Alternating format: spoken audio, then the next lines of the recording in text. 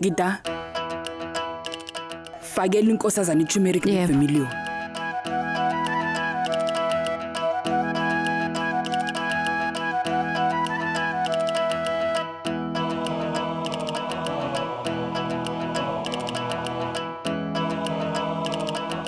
Dadewethu Kalindi. Okwakho lokho. Awu.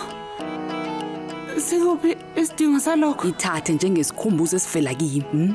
Kungani ngilethele konke lokho? Awu, phela uyabiza lo sari. Izobukeka inhle kuwe. Yiqoke. Ngilungile. Ngihamba manje? Ya.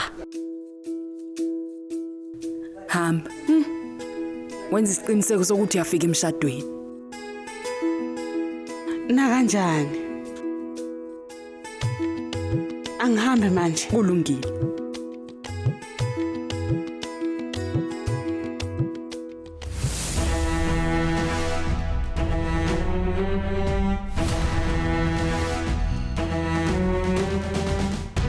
Manje uKhalindi Mohite uzongena kule ndlu engaka njengesihlobo esikhulu sakaJahagida.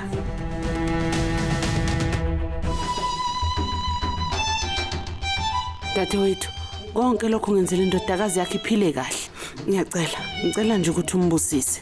Futhi ubusise nami ukuze lo mshado uzokwenzeka ngenjabulo njengoba nje ngifisa kwenzeke. Ungibusise phela nami, ha?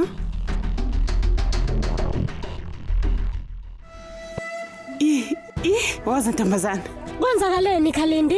Awusho kungani usibiza ngokusheshsha kangaka? Ngidinga ukubeka ucoconut nelayisi phambi kaNkulunkulu. Wozani. Ucoconut awazi ukuthi ubeka la kuphuma khona makoti. Ayi kanjalo. Lokho khona sikwenzela umphumelo omuhle. Mina nje sengiqedile ukucabanga ngawo wonke lo mshado. Ngizotholela ulila wami umlingano omuhle futhi ozomnakekela kakhulu. Ngakho kumele nginikezele ngelayisi necoconut kuNkulunkulu wethu. Thina la ekhaya akuve siwahlonipha kakhulu amantombazana asemancane. Asidingi nanoyedwa nje umlobokazi ozodlulela umlobokazi. Angithi kunjalo Supriya? Kunjalo nje. Njalo nje. Wozana. Ya.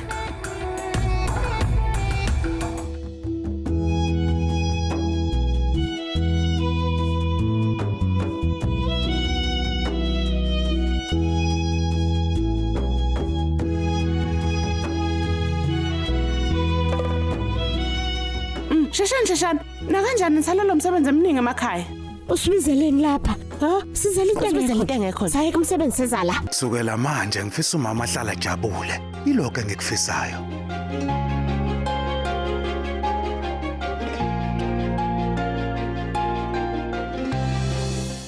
Gita, faka lezi ikhwama emotweni uyezwa yini? Ha? Githi uqaphele kulungile. Sithando sami, ngibukeka kanjani kodwa? Sandra sami umuhle kakhulu namhlanje. Asambeni. Nithathe yonke into engithi sibhale phansi. Yebo, yonke into sibhekile, ikhwama sihambise ngaphambili. Ikhwama bekufanele ngabe seyifikile endaweni, ungakhathazeki. Kuhle. Asambeni. Yebo. Yo gogo waze wamuhle.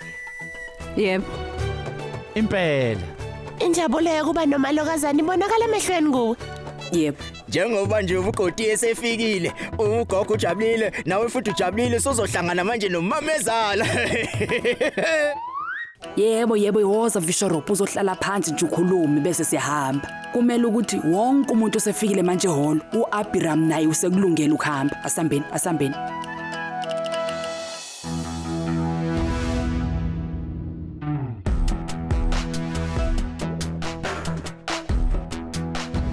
Kuba ngayo yonke indlela othanda ngayo. Uma ulile seshadile futhi esengene kulamagceke, konke lokumamatheka obugcwele ebusweni benu kuzokuphela. Ungaphuthelwa ukuzibophezela ngo7 ntambama njalo ngomsombuluko kuya kuLesihlanu on yours truly zizonke sisonke DStv channel 169.